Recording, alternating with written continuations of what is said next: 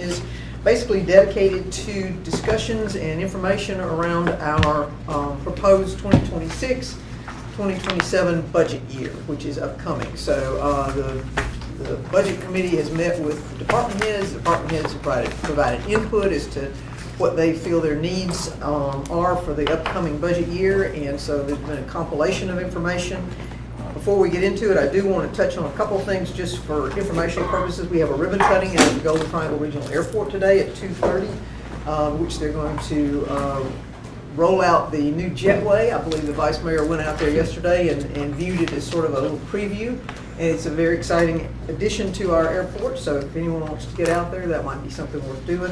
And then if you haven't, there's an event that is at Rick's that was there last night. It'll be one more night tonight. They are not sold out, so it's a covered event, and it is to benefit Starkville Strong. But the fun part is, for those of us of the generation, somewhere in that generation, it's a Motown deal. And so I suggested it's fun, and if you don't have any plans for this evening, you might want to go out there, support Starkville Strong, support Rick's, and enjoy some good music. So, all right, having said that, I will basically turn it over to the budget chair, who is pretty much going to lead this discussion for the morning, and we'll go from there. I will give some 30,000-foot type comments, and then as we dig into it, as we have questions, I'm sure that Mr. Corbin will be a great deal of help in answering those questions. This year is special in that it's a reassessment year. That happens every 4 years, so nothing unusual about the reassessment piece of it. What is unusual is that this reassessment comes with the state adopting a new construction cost list for mass appraisals, and the fact that market values have gone up in the city considerably. So as a result, in addition to new properties coming onto the rolls, that sort of thing, we've seen a bump in our assessed values related to that reassessment. One thing that most people aren't aware of that would be very meaningful to some 1,500 property home owners here in the city is that if you are qualified for that level, that special exemption for being 65 or older, or if you are disabled and you qualified back during the time period, the state passed legislation not long ago that essentially freezes your taxes at the previous assessed value. So the mayor pro tempore and I will have our taxes frozen at the rates that they were last year. Alderman Skinner. As will Henry. Well, I didn't want to single out everybody that was over 65. We got senior folks here that have experience and wisdom. So those will be frozen. Alderman Skinner, Mr. Corbin, Ms. Moreland, Mr. Poca, they will be assessed, they will be taxed on their new assessed value. So if you have constituents who are older and concerned about that, just be assured that they're aware of that. And there are, according to the tax assessor's office, there were 1,566 of those applications. So that will touch a lot of our homeowners, So the impact on the increase is not as much as we had anticipated. We had thought that it was going to be in that 25% or larger range. The impact on our assessment is really closer to 18 to 20% as you adjust for the home ownership, special class 4s and that sort of thing. So that will account for, we've set this up leaving the millage at 34. And that will account for the majority of the property tax increases. As you go down through there, you'll see other things that we've increased in the revenue side. Sales tax, we bumped that number up 2.5%. It's possible it could go up a bit more. The reason we kept it at 2.5% is that this year there was a catch-up for some properties that had not been being diverted, some vendors who had not been being diverted to us, and so there's a month where we have significantly higher revenue than we would normally have, and so we've sort of kept that at 2.5%. we're assuming that the county, and we've not gotten an answer from them yet, that the county will assess road taxes at the same rate that they have done in the past. So that $185,000 increase in road taxes is related to the increase in a value of a mill over on the county side. The bad news on the revenue is that we had $400,000 in our budget this year that related to road taxes that aren't going to be recurring. They were prior year taxes and they're not going to be recurring. So as the mayor said, when we get to expenses, well, let me stop there and talk a little bit about assessments and millage. We left it at 34 mills. The average increase is 18 to 20%. There's no way for us to reduce millage sufficiently to not impact a person's tax bills if their assessed values went up. If you look at the city's millage as a portion of the total millage, if we dropped our millage 3 mills, which would be a huge amount to us, if we dropped our millage 3 mills, it would have less than a 2% impact on somebody's tax bill. So if your taxes were going up $100, they would go up $98. So we just don't move the needle much as we increase or decrease our millage. On the expenses, we have tried to include things that were requested by departments, and they were all fairly reasonable as you roll through there. We also included some things that have to be considered that aren't necessarily related to a specific department, PERS being one of them, the debt service for our street bonds being another, increase in utility costs for various things. Street lights is the big one. Property insurance went up. So there's some things that even if we try to reduce expenses, there's some things on this list that we just can't touch. There are things on there like health insurance. We're told that we probably should be increasing our health insurance amounts by 12% or so. And if we don't, we have to pay those bills. We're self-insured. So when those bills come in, if we budgeted for them, great, we got the money to cover it. If we didn't budget for it, we've still got to pay the bill. So that's kind of where we are. It's a balanced budget at the current millage, and if we want to start looking at changes, then we can. This would be the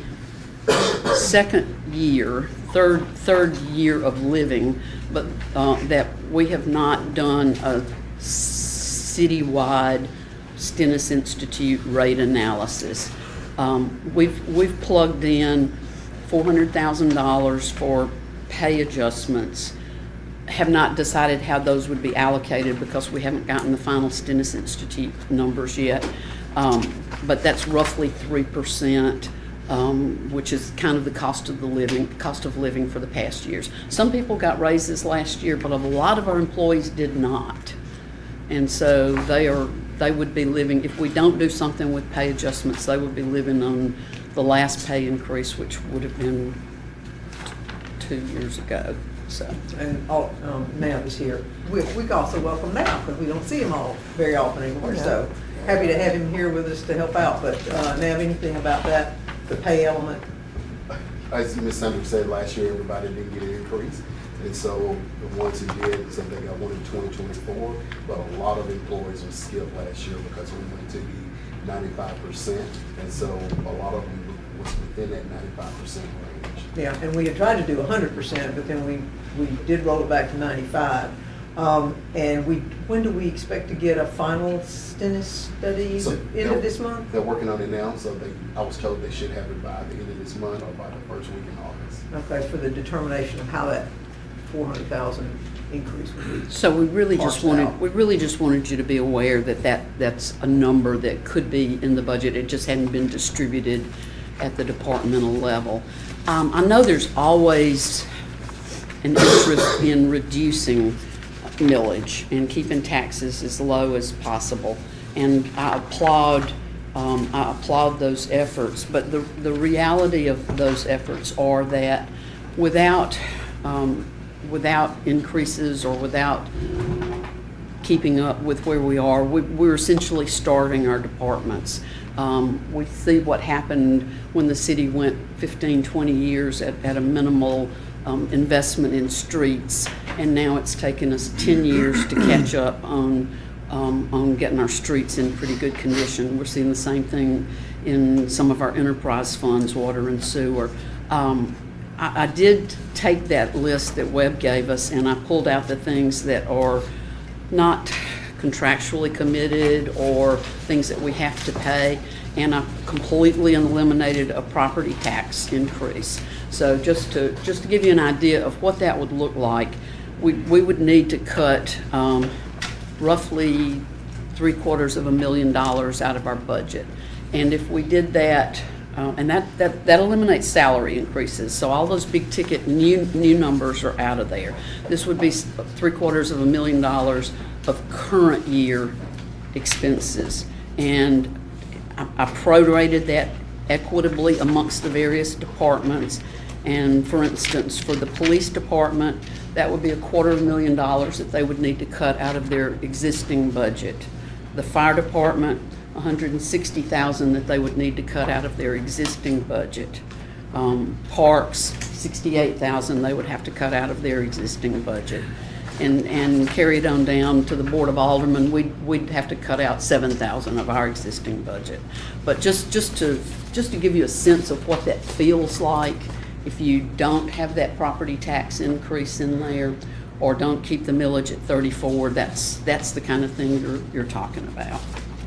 And the things that we are unable to do anything about is going to be the PERS increase, the street lighting utility costs, the debt service, the property insurance. Right. Software that we've already committed to buying, the jail expense. Yeah, the jail expense down here. So, and obviously, I'm doing my share. I'm not going to replace the position out front here. So, I'm answering my own phone. I'm seeing not getting any smiles or credit for any of that from anybody. So, all right, fine, I'll be that way. So that's where we are. If we left right this minute, we have a balanced budget at current millage. There will be people who will have an increase in taxes because their assessed value went up. There will be people who won't have their taxes changed at all unless millage changes because of that special exemption class 4. So, Sandra, can I touch on this? Sure. Yes, it went up about 18%. That's Our overall average. assessed value. Average, yeah. 2% of that is new construction, new builds. So the reassessment's probably only about 16%. That's right. Average. That's right. And averages being what averages are, somebody's went up 2%, somebody else's went up 80%. And that's just, when you get down to the personal level, that's how that works out. Yeah. Has anybody taken the time to look at the green sheets and see what the change has done? So you've gone to the courthouse? Joey's got, it's accessible to anybody. Have you looked at it? I have not No? yet. Okay. I didn't know from a real estate perspective if you had. I took a picture of mine screenshot of mine, but I haven't looked at it. But I did notice that, for example, for the properties that I have that are off of Helen Circle, Park Circle, et cetera, the land value did not change. I'm sure the building value changed, but in a lot of cases, some of the land value has changed. So that's a differential there that I think will be interesting for people to look at. But it's just going to be on a onesie-twosie kind of basis. So, It is. I would encourage you to go take a look at it. And you've got the green sheets down in your office, do you I not? have. So you could go down to Webb's office and take a look at them and specifically look at your property to see what it looks like. But anyway, I just thought it was interesting and available to us to look at individually. So, Vice Mayor, have you looked at yours? I'm gonna do it this afternoon. Okay, all right. So. Yours are frozen, Vice Mayor. Thank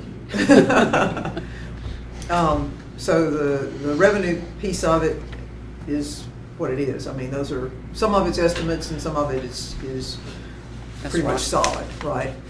But as we go through the court's position, for example, the judge had added an additional day of court. And so, Ms. Larry is working, struggling to keep up with the new court dates and all of the things that come with that. And that she's asking for an additional half person to make one more FTE. And the reason that's looks like a fairly large amount for a half person is she's expanding a part-time position to a full-time position, which means that position now also qualifies for benefits. And so a big piece of this is that benefits, not just salaries. Yeah, we forget that benefits is what, an additional 33% to 33. It kind of depends on the level much of they wages, make, but anyway. But, yeah. Yeah, it could be as much roughly as somewhere in that. 35 to 40. 20% plus health insurance. Okay, all right. Anyway, just from a rough conceptual standpoint. And then the IT software, Joel, that is, that's something we've obligated for, is that correct? Yes, ma'am. Those are all obligations that we've agreed to over the last couple of years. And that's keeping our securities That's high? right. Mostly the security stack that we've implemented over that time. Okay.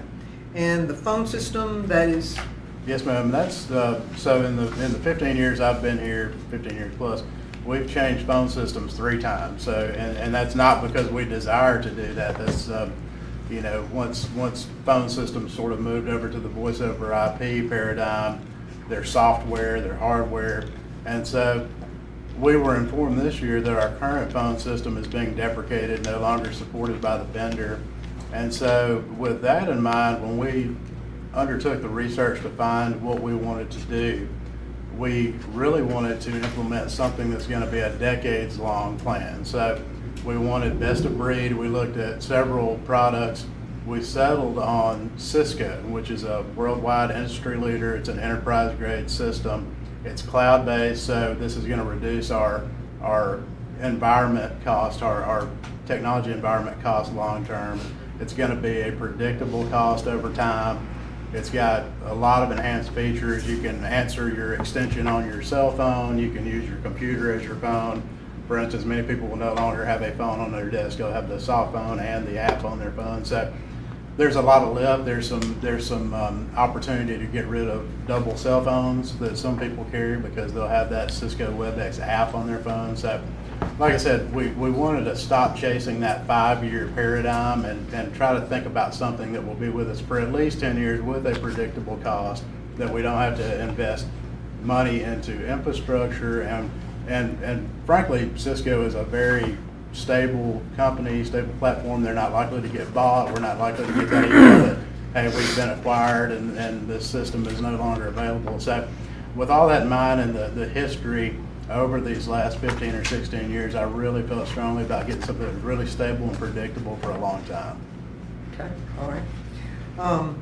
And so postponing this does what? Just puts our vulnerability in terms of things happening to the system? That's right. So this system will essentially be unsupported by the vendor after this year. Mm-hmm. So it will not cease to function, but if something goes wrong with it, then we're sort of on our own at that Okay. point. And what about phones? Like, let's say my phone breaks and no longer works. Can we acquire new phones, or are we kind of? We can acquire new phones, and in fact, the way we've structured this deal, it's a lease for the phone. So the other good thing about the way we've structured this, in my opinion, is that service support, hardware replacement is all included in that price. And so if a physical hard phone goes down, they will ship us another one. But even if that phone goes down, and even if we lose power at City Hall, it is web-based. Calls will still come through. If somebody calls my extension and the power's out here, or we're at home during an ice storm, my extension will ring on that Cisco WebEx app on my phone. You're right, So the you- new one though. That's right, the Okay, new one. Now, I think the Wilbur current- was talking about the old Right, the system. current one is hosted here, and that's right, we cannot replace phones. So in other words, if a physical phone broke, yes, Webb, I understand that, sorry Yeah, about no, it's that. okay. Then we have no moves. We would be without a physical phone for that individual. Okay, is there a swap of costs? Is there a cost that's associated with our existing phone system? Yes, but not as granular. It's I mean, we pay a little bit in support every Right. year, and So, right, I see what you're saying. Right, so when we purchased this phone system, it was an outright purchase of the software at the front end. And so it was around $70,000. We pay around $10,000 a year for support of that phone system. Okay. Plus the environmental cost. When I talk about the environment, I'm talking about the data center downstairs where all our servers live. Okay. And so we have to refresh that every 5 years as well. There's, other I'm just talking about maintenance. this upcoming year. Is there a swap amount? If are we supporting it $10,000? Is that in this differential? It's probably built Is it in built that in? software it's number. probably, probably. It's cooked in that other number. Well, that's in the what I was back. trying to get Yeah. at, is the 40,000 is, It's takes That's into That's account right. the The loss of- 40,000 would consume that 10,000 that we currently pay yearly for the Okay. support. All right, that's what I was trying to Can I ask you a get at. question? Sure. Joel, Yes. question. So I was looking at like the Board of Aldermen, for instance. Our communications is like $4,500. What is communication set aside for? Phones too? Phones, iPads, Google Workspace, I believe. Is that included in communications where? I I'd have guess- to look and see exactly what. This is just it spread costs. across departments? Mhm. There's some costs that are just spread across departments. Right. Some costs are, like the cell phones go to that specific department based on who's got it, so I'd have to look. There's also internet service provided to the facility and Webb would have to speak a little more on how that's distributed per department, but we all share that communication. So that's considered part of the communication budget, I think. Webb, is Yeah, that- I would have to look and see what particulars in the BOA. I haven't looked at those allocations lately. And the reason I was asking with the new phone system, I didn't know if the communications would be cut down some, like on the contractual services. I didn't know with changing over if it was lower across the board in other ways. The most direct effect on that would be any board member that has a separate city cell phone, which a few do, that could be replaced by the Cisco WebEx app. Okay. I'll give you my phone back. Okay, all right, so full explanation or good idea of what Joel's talking about as it relates to the phone system. Right, okay. Comprehensive plan, we're rolling to 10 years since we've done one. And every 10 years, and we've annexed since we did one, so we've got some elements there that are, I think, important for us to do a comprehensive plan. Is Daniel in here? Daniel, you hiding out in the corner somewhere? No? Okay. But the. Want me to go get him? Well, no, sorry. What we did, it's approximately $150,000. I think the last time we did it, it was 120. And so what we set it up to do is spread it between 2 budget years. So you start at the middle of next year, and then it takes 8 months or so to complete. So then you pay for the other half of it in that following budget year. But I think it's important for us to look at that because it is a activity that we need to do in order to keep our comp plan, our land use all updated. So, then the police sergeant position, Chief, would you like to come share with the board some of the requests we've got in here? The police sergeant position, the police officer position, adding, and then the PT parking position, and then code enforcement position. So, Yes, you ma'am. want to speak to that? Yes, ma'am, thank you. Before he gets started, could I go back to the comp plan? Oh, sure, I'm sorry. There's a statute that says zoning regulations, Mississippi Statute 17-1-9 says that it requires that zoning regulations be made in accordance with a comprehensive plan. And so if we wanted to zone for data centers, for instance, You had to do that. I know. Could you use another one? It's the only one that comes to Industrial mind stuff, immediately. okay. But if we wanted to do any major rezoning in the city, it would have to be supported by our comp plan. Data centers I brought up because they're not addressed in our comp plan, and so Hence the special use. it's the special use. Yeah. So, but that's just one reason that it's important. Well, and our annexation makes it important too, Yes. because we don't have anything to substantiate the decisions we made in that annexation, so. And it does provide a vision for where we're going. Yeah, So, absolutely. Okay. sorry. All right, Chief, back up. Absolutely, Mayor, Vice Mayor, thank you. So a little bit of adjustment managing our growth. Originally, up under Chief Nichols, we had a group called Special Operations Group. There were specialists that were within the department, your DUI, your warrant officers, different components that just allowed them to stay more proactive than reactive on what is needed to meet a police mission, right? So we're looking at reestablishing a supervisor crossing K-9 or motors or DUI all up under one element to where they are not totally reactive like you get on the patrol side, so where we can be more effective on traffic requests, other things that really dominate what we get from the community and feedback. And so when we move a sergeant over to that position, we're looking for a replacement sergeant within patrol. The secondary position is citizen journalism is taking off, meaning FOIA requests are dominating, and we are losing Lovelady on a lot of his missions, trying to legally work with city attorney very closely on what we can produce, what we can't produce, and it's becoming a lot with video and everything. The requests are coming in there, and the imaging and messaging is starting to take some serious hits there. So we've gotten Partita transferred over to there, and we're looking for a replacement officer in that regards. And then lastly, code enforcement.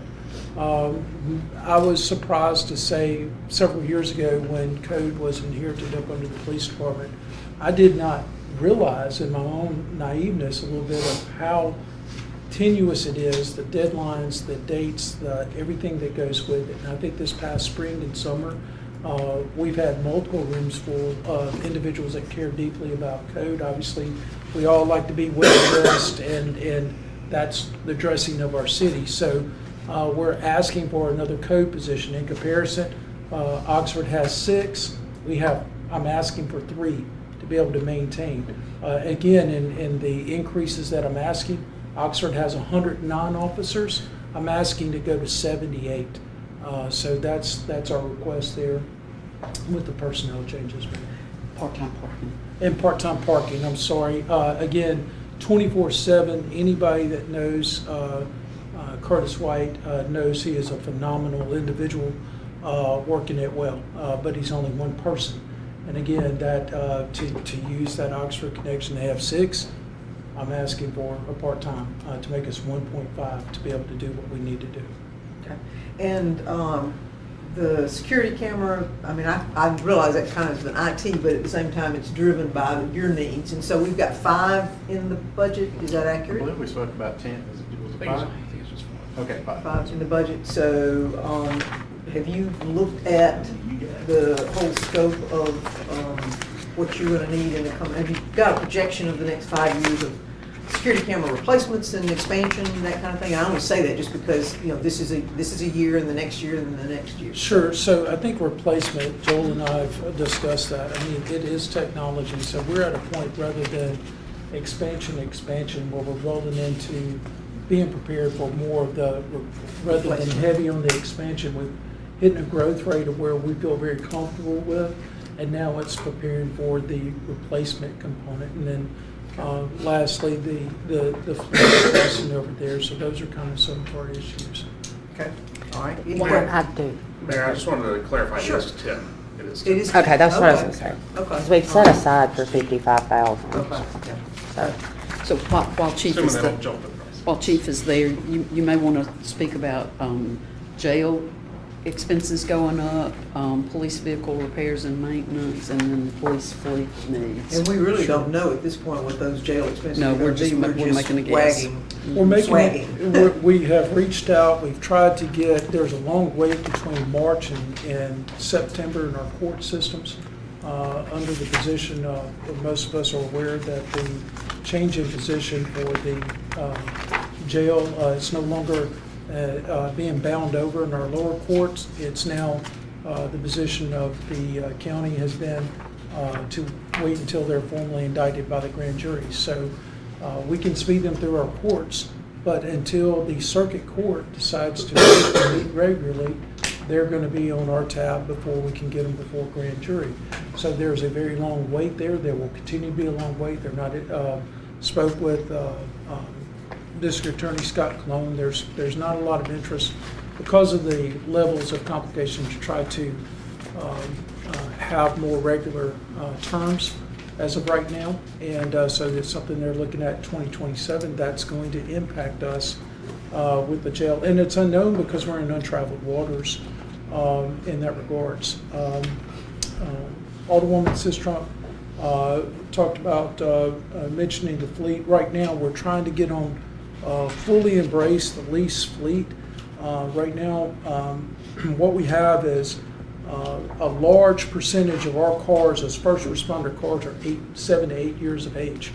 And when you are running like we run and do what we do at 40,000 calls for service, that's old for a first responder car. So we're trying to get the fleet in there to bridge more on a modern fleet, a less maintenance fleet, to be able to save costs. The mechanical costs are eating us up, and at the end of the day, we still haven't invented a way of being able to magically appear at another location other than through a vehicle. And so I don't think horses are an option right now. I know that's coming up with some of mine for a horse detail. It's going to be bicycles. So. Right, and bicycles might delay the response, but the fleet has been a full-time focus for us. We've even created a vehicle fleet committee that monitors every expense, every contractor to make sure we are not getting nickeled and dimed because somebody thinks it's government.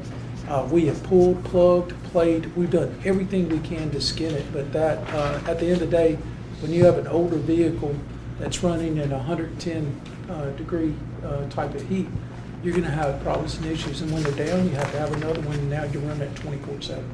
So that's a little bit on the fleet. And I apologize if I'm missing anything. No, I would just, I think you undersold the age of the fleet. They're cars that are in the fleet that are considerably older than 7 or 8 years. Right, yes, ma'am. How many Crown Vics do we still have left? Curtis's. Well, I know Curtis, but Probably about 3 or 4, best car ever made. I know, I'm not that's, gonna say well, if I that's, could I buy was new going Crown to Vics. highlight that is the fact that we've got some that are 100 years old that are still running. I really wish well, we have one that for a while that's driving it. He was in 3rd grade when we bought the car. So That it's- does it's speak an to it, age doesn't fleet. it? Yes, ma'am. Okay, all right, any other questions of the chief while we've got him queued up here? Okay. All right, and I've already tried to get a little bit of a laugh out of you guys for me not replacing that particular position. So we'll move to the firefighters. Chief, would you like to give us a little spiel on your firefighter requests and how you see your budget for this upcoming year? Yes, ma'am. Mayor, Vice Mayor, we're asking for 3 additional firefighters to help with keeping our Class 3 rating. We have been paying a lot in overtime for the last year to keep our shifts up to 18 people per shift. We spent right at $350,000 for overtime to keep our manpower up to at least The unscheduled. the unscheduled Counting overtime. both, yeah. And we're asking for those 3 people that will cost approximately around $203,000 to $204,000 to help offset that overtime. That's a savings of around $140,000. And what the plan was to reduce, to reclassify from overtime to personnel. And that's why there's a dash there. It really is not an increase in expenses. There could be some savings, although we're going to leave some unscheduled overtime in there going forward, but not much. So Chief is going to have to balance that carefully there. Well, I think it's worth noting that that's a piece of what we're trying to do in terms of what you're doing with your department to offset that. And I realize that it doesn't show a factor of a dollar amount, but it's still, I think it's important to talk about. Probably makes life better. The expense that comes with it comes with the need for promotions, Right. as you highlighted. That's on the next page over here, so. And I just want to say, you have done a good job with your unscheduled overtime because you cut it almost $80,000 by the time we finish this. I don't know if you've seen that from 24 to 25. So good job at that. And you want to talk about the fire promotion, the promotions and how that trickle-down effect or trickle-up effect, I guess it would be. On the promotions, right after I became chief, wanted to maintain our class 3 level, so we put another engine company in the fire station to help with our rating. And in that position, well, we needed positions for that. We just put the truck there, and the guys acted as lieutenants and sergeants without pay for over a year. And we were asking that we could get those guys, get paid with those positions, with those responsibilities. And it's gonna cost around $70,000, Okay. All right, any, around 70, it's on that Top, second. top of the next page. Yeah, there you go. right there. It's up there. But it should also, if we do it and do it right, it should also absorb, like that 70 will be traded out by the unscheduled overtime, correct?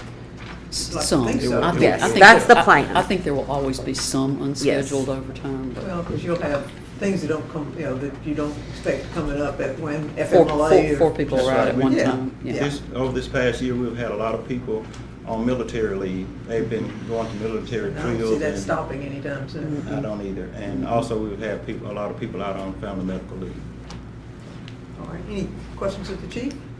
How many firefighters do you have now? We have 54 firefighters. Are you at a full complement right now? What's your goal? We want to get 50, we added 3 more onto it. So so 57 is your? Yes, ma'am. Okay, and we are at full complement right now, unless and until we add the 3.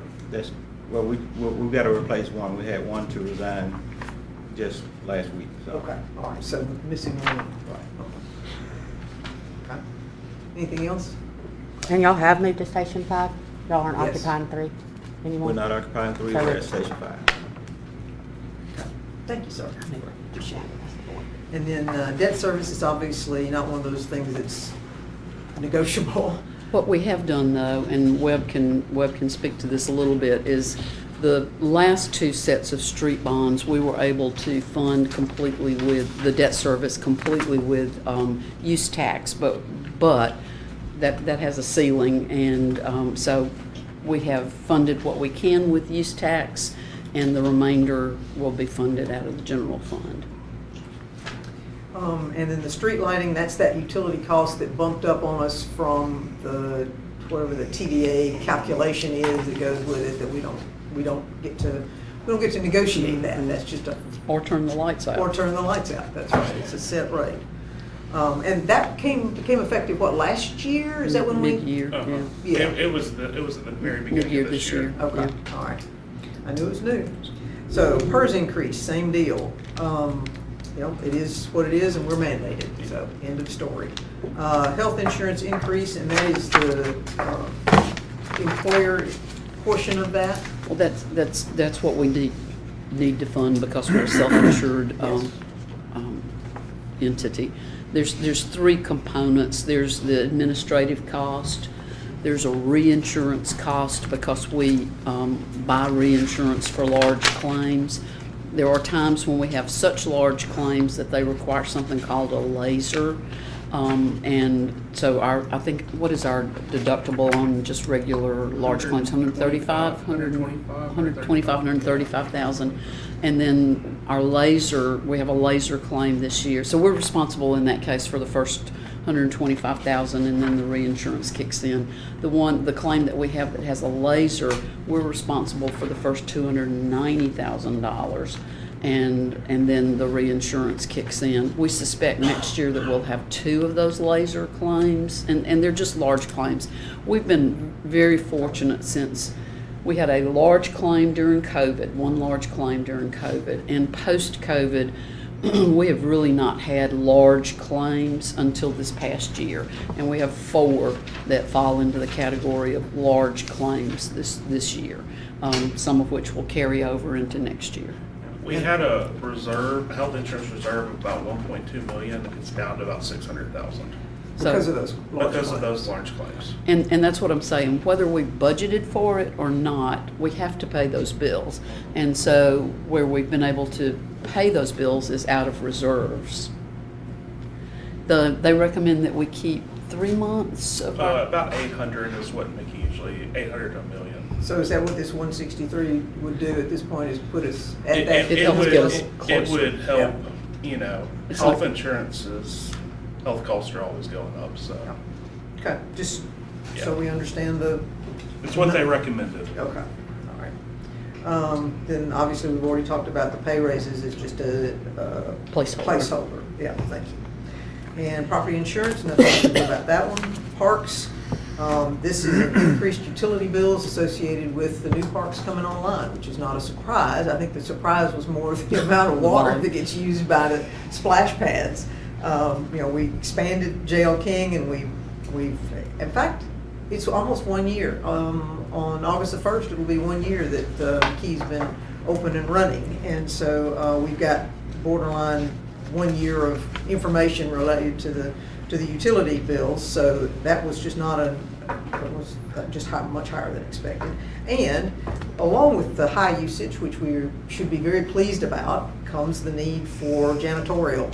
Because that, of all the things that I heard when we first opened up with McKee, is that we needed to pay more attention, more frequency to the bathrooms, basically, and to the cleanliness of the areas that are under such use.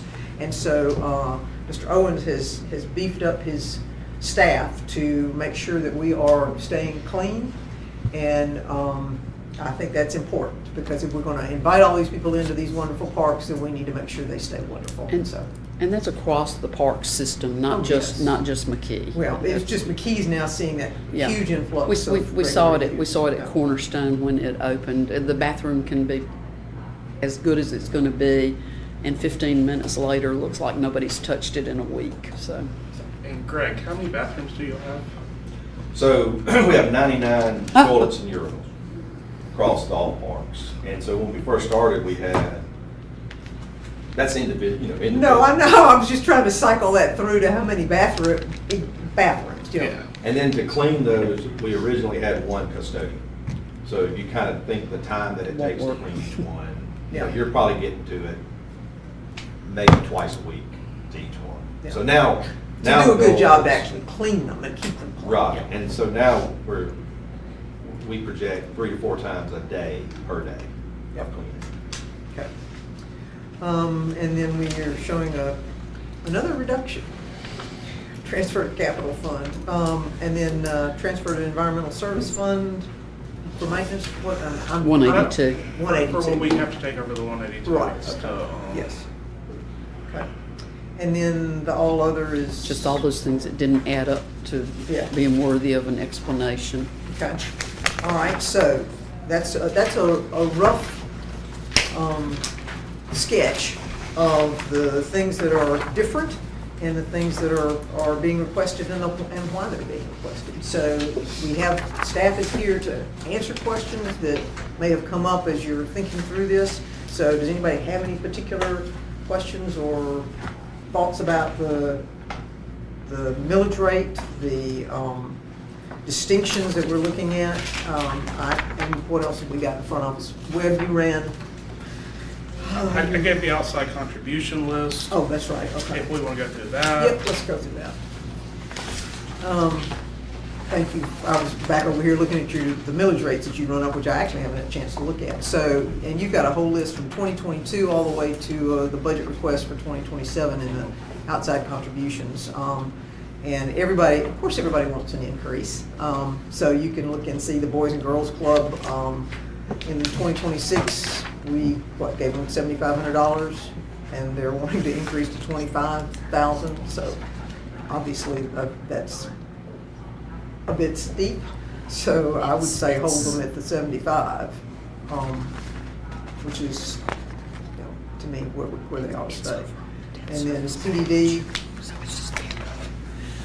Sorry. What I wanted to point out on the outside contribution was the biggest increase, and I was hoping that they would come and make a presentation, and hopefully they would before. They're set for next board, or Okay. next work session. Next work session, is that spay and neuter voucher program. They do spay and neuter there at the Humane Society. They also, there's an opportunity to use the university's spay and neuter program, but neither of those are staffed and in place every day. So they would like to try to add a voucher program that would be available to residents to go to their veterinarian at their convenience. I didn't turn Everybody's mine. reaching. I didn't. for- That's my alarm for the regular time work session. I didn't turn mine off either, so I'm Sorry. Before I Okay. get caught, I'm All gonna right. turn mine off. This would just be an additional way that people could go through a spay and neuter program, and it would be, Is this means tested stuff? I don't know how they've set that up, so I think that that's an element of it. So. Okay. And then one of the new ones is the J.L. King Center. They asked for 15 and we put it in at 10 because this is a new request. We've not had one from them before. And then the Starkville Community Theater, we had given to the Starkville Area Arts Council, which is no longer in existence, and they were dispersing the funds that we provided to various entities, and so the Starkville Community Theater is asking for what we would normally have given to the SAAC. And they're actually applying for a grant to do some infrastructure to their building, and this would match their grant. Okay. And then, I'm sorry, I kind of skipped down and followed you down to the spay and neuter. And then Jeremiah, the smart bus system, he was asking for 150, and we gave 100 last year, and we bumped it up to 25. Obviously, that serves our community, and our. I think it's gotten greater and greater use. I think it's incredibly important to people who need facility or a way to get to the places that they don't have the Walmarts and the doctors and the paratransit and all those things that make our community, particularly some of our people who are unable to have vehicles and that sort of thing. This gives them a way to get to the places they need to go, and it's a huge service. So we have, I think we have been very well. The value we get from it, I believe we are served well above the value that we're actually giving. Which, if I had more to give, I would. But or if we felt like we had more to give, I'd be happy to. But again, it is a grant, and our participation has been in the past. The bus stops and some of the what else? Besides bus stops. We've helped with several this year. Okay, yeah. Also, to think about it, it's not just the transportation part of it. With MSU's parking situation I've gone, it's that many more students. And so whenever we have, there's 20 students riding the bus, that's 20 vehicles off of the highway Right. streets. Good And point, we're yes. saving our piece too. So the more folks that you have on that transit, the less folks that are driving and the less wear and tear on the roads as well. Yeah. So that's another thing to think about as far as a plus. Okay, yes, thank you, I appreciate that, yes. All right, and then the other piece is the library, general budget, and that was, remind me, It's just a minimal increase to cover staff Okay. and some other operating expenses. Okay.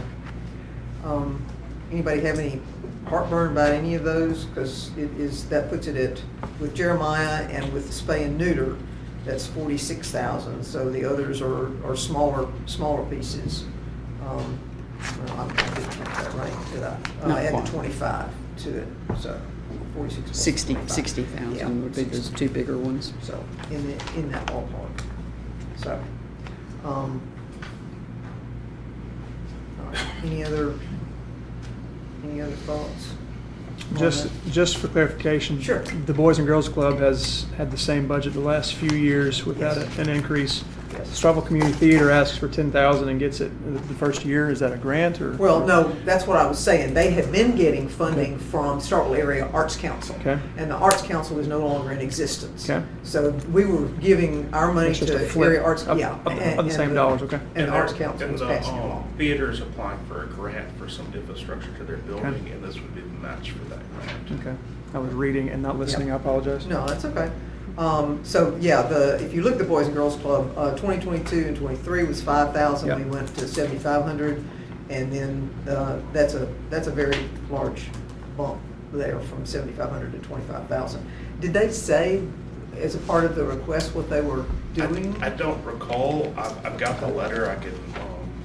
That's or okay. whatever. I don't- just wondered, because yeah, I know, you know, they've been searching for a new location, but, you know, I'm sorry, a difference of whatever that would be, 18.5 or 17.5 is not gonna, it's not gonna get them to a new location. And so I didn't know if they had some particular program in mind about it, so, okay. And the PDD actually went down. Safe Haven, Function of number of people served. That's a, aging grant that they have Yes. that's based on Yeah. number of meals served. Right. So the number fluctuates year to year. yeah, yeah.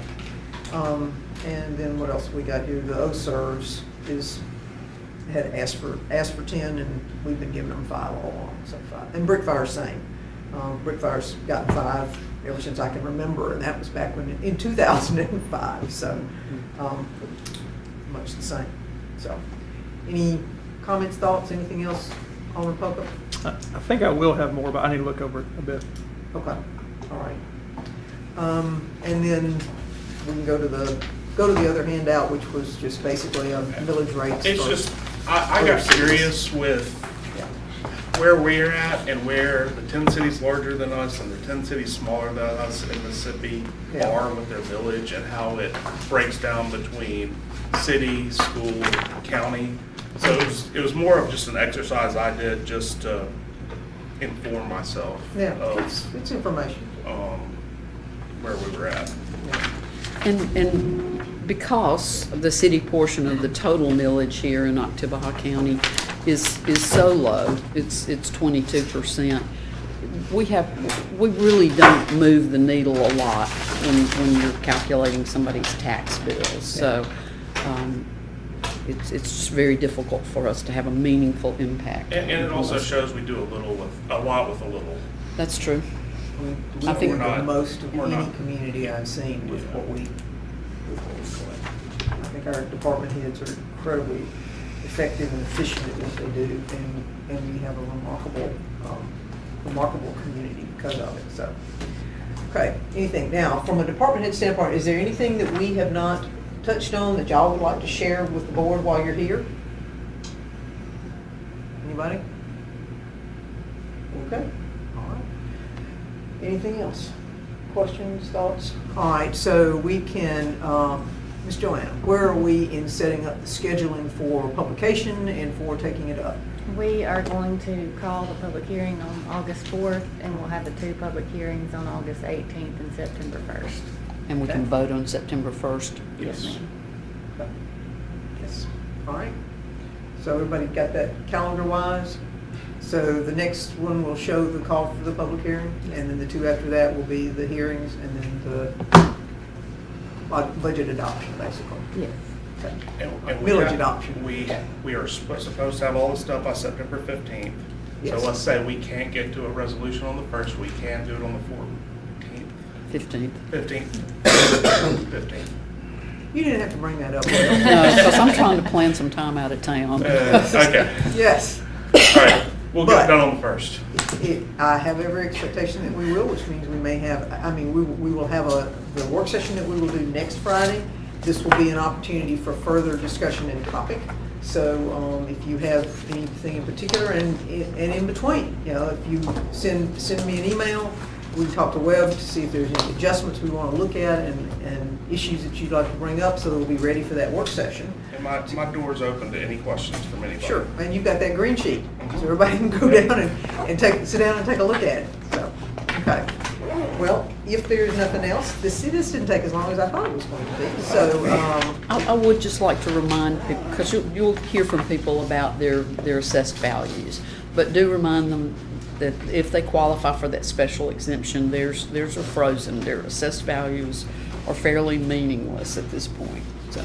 well, and to be honest, you know, as someone who has been engaged in government for a while, you'd think I'd know better, but you know, the people that you appeal your assessment to is going to be the county. Mm-hmm. And if you want to appeal it, you need to go now and look at what you've got and see why you can make your case for the fact that your assessed value should not go up. And the county does that at their next, I believe at their next meeting, which is the 4th, the next Monday. I think that's when you would be doing that. So I would suggest for anybody who is paying any attention to this work session, that they go to the tax assessor's office and look at their assessed value and see if there's something that they wish to contest. And they do need, if they go, do need to be prepared for something other than, it hurt my feelings that my assessed value went up so much. Your insurance, how much you're insuring your property for, some Scrivener's error type Yeah, well, thing. if you've had an appraisal recently done yes. for whatever, Yes. for a purchase or something along those lines, then that gives you an opportunity to say, you know, this is what the appraiser said and y'all got it at X. I would not recommend you go unless it's gone up, because if not, they may change it to what the appraiser said. But anyway, just sort of a public service announcement that there are things that you can do to influence that, but you've got to step it up and go ahead and do it now. And it has to be a valid reason. Yes, it does. It does.